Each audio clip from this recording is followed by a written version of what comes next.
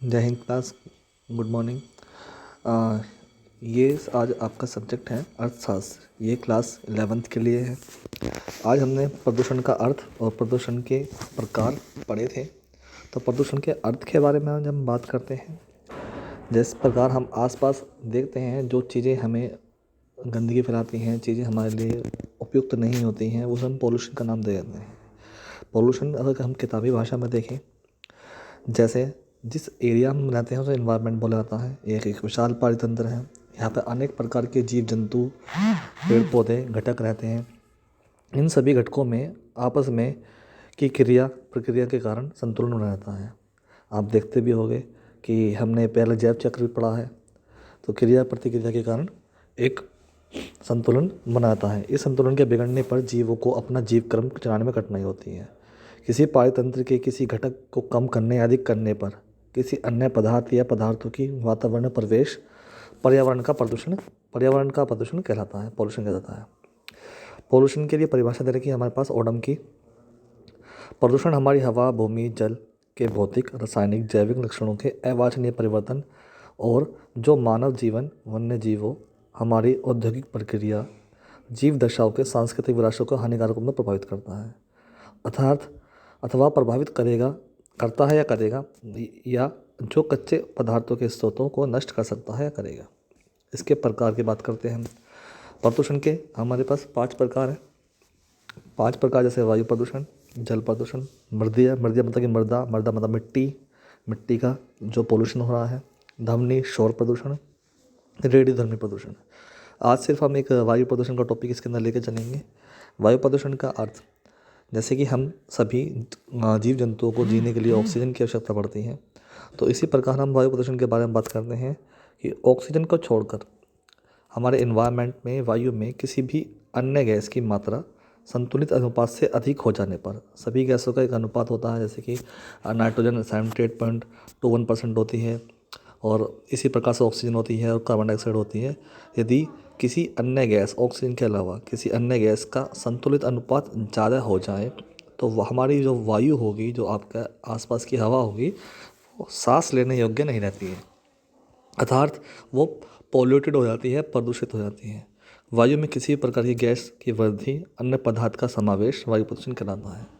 इसी के बारे में विश्व स्वास्थ्य संगठन WHO, वर्ल्ड हेल्थ ऑर्गेनाइजेशन के अनुसार वायु प्रदूषण को एक ऐसी स्थिति के रूप में परिभाषित किया जा सकता है जिसमें बाह्य वायुमंडल में ऐसे पदार्थों का संकेंद्रण हो जाता है जो मानव और उसके चारों और विद्यमान पर्यावरण के हानिकारक होते हैं। इसके कुछ स्रोत भी होते हैं वायु प्रदूषण के। हम बचपन से पढ़ते हुए हैं इसके बारे में। जैसे कि मनुष्य जो यूज़ करता है, वो जैसे हम कारखाने चला रहे हैं, मशीनें चला रहे हैं, फैक्ट्रियाँ चला रहे हैं, गाड़ियाँ चला रहे हैं, इनसे मोटर कार, विमान हो गए, या हम पेड़ पौधे काट रहे हैं, तो इनसे कार्बन डाइऑक्साइड की मात्रा बढ़ती है, साथ ही साथ सल्फर डाइऑक्साइड और भी कई प्रकार की विषैली गैसें हैं जो वायु प्रदूषण में बढ़ जाती हैं। इन्हीं के कारण हमारा एयर पोल्यूशन होता है, वायु प्रदूषण होता है। इसके प्रभाव क्या क्या हैं? प्रभाव क्या क्या दिक्कतें होती हैं? वायु प्रदूषण से मनुष्य के स्वास्थ्य पर गंभीर प्रभाव पड़ता है। सल्फर डाइऑक्साइड से हमारे फेफड़े, कैडमियम से हमारी हृदय रोग, और कार्बन मोनोऑक्साइड से कैंसर जैसे रोग हो सकते हैं। वायु पोल्यूशन आँखों के लिए, श्वसन मार्ग के लिए, गले में जलन वायु प्रदूषण के साधारण रोग हैं।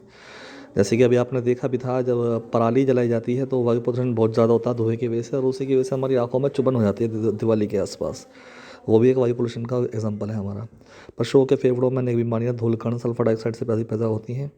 कार्बन मोनोऑक्साइड से पशुओं की मृत्यु तक हो जाती है। फ्लोरीन गैस घास और चारे में इकट्ठी हो जाती है, और उसके हिसाब से वो जो पशु चारा खाते हैं हमको हानि पहुँचाती है। ऐसी जब पेड़ पौधे होते हैं तो धूल मिट्टी जम जाती है, तो उस सभी पोल्यूशन की वजह से क्लोरोफिल खत्म हो जाती है पेड़ पौधे की पत्तियों की। सल्फर डाइऑक्साइड से क्लोरोफिल खत्म हो जाती है। खत्म होने के कारण पेड़ पौधे भी सही प्रकार से वर्क नहीं कर पाते हैं, वो अपना कार्बन डाइऑक्साइड को ऑक्सीजन में कन्वर्ट नहीं कर पाते हैं। हमारी बिल्डिंग काली पड़नी शुरू हो जाती हैं, कपड़े ख़राब होने शुरू हो जाते हैं। हाइड्रोजन सल्फाइड के प्रभाव से भवन काले पड़ने शुरू हो जाते हैं। अब इनका रोकथाम क्या है? देखो, सर्वप्रथम रोकथाम तो हमारा यही है कि हम चीज़ों को लिमिट में यूज़ करें। दूसरी बात, हम बात करें रोकथाम के उपाय की, कि हर एरिया में पेड़ पौधे ज़्यादा से ज़्यादा लगाने चाहिए, वनस्पति का यूज़ हमें करना चाहिए, वनस्पति हमें लगानी चाहिए। इसके अलावा जिन घरों में अंगीठी जलाई जाती है वहाँ धुएँ निकालने की उचित व्यवस्था, ताकि धुआं वहाँ इकट्ठा ना हो और धुएँ से लोगों को जो नुकसान पहुँचता है उससे नुकसान ना पहुँचे। आपके जो घर हैं जितनी दूर हो सके उतनी दूर सड़कों से उतनी दूर बनाने चाहिए, ताकि सड़कों से जो धुआं होता है सड़कों पर गाड़ियों का वो आपके घरों में ना पहुँचे और आप वायु पोल्यूशन से बच सकें। इसके अलावा बात करते हैं कि घरों में उचित सूर्य के प्रकाश के आने की उचित व्यवस्था होनी चाहिए, ताकि प्रकाश सही मात्रा में आता रहे। खाली भूमि नहीं छोड़नी चाहिए, क्योंकि खाली भूमि छोड़ने से वायु प्रदूषित होती है और धूल उड़ती है। जो पशु होते हैं पालते हैं, गाय भैंस बकरी वगैरह, इनको घर के आसपास नहीं बांधना चाहिए, घर से थोड़ी सा दूर रखना चाहिए, ताकि उनको गैस जो उत्सर्जित करते हैं वो गैस हमें हमें परेशान ना करे। हमारे घर औद्योगिक संस्थानों से कारखानों से दूर होने चाहिए। अधिक वाहन चलते हैं तो वहाँ पक्की सड़कें होनी चाहिए, कच्ची सड़क होगी धूल उड़ेगी वहाँ पर। तेल शोधक कारखानों का में शोधक यंत्र, मतलब कि वायु पोल्यूशन को सोखने वाले यंत्र लगाने चाहिए। और ज़्यादा से ज़्यादा लोगों को सजग करना चाहिए कि वे वनस्पति काटे नहीं, काटने से रोकें और नए नए पेड़ पौधे की स्थापना करें, लगाएं। Thank you guys. अगर कोई डाउट हो तो प्लीज़ मैसेज कर देना। Thank you.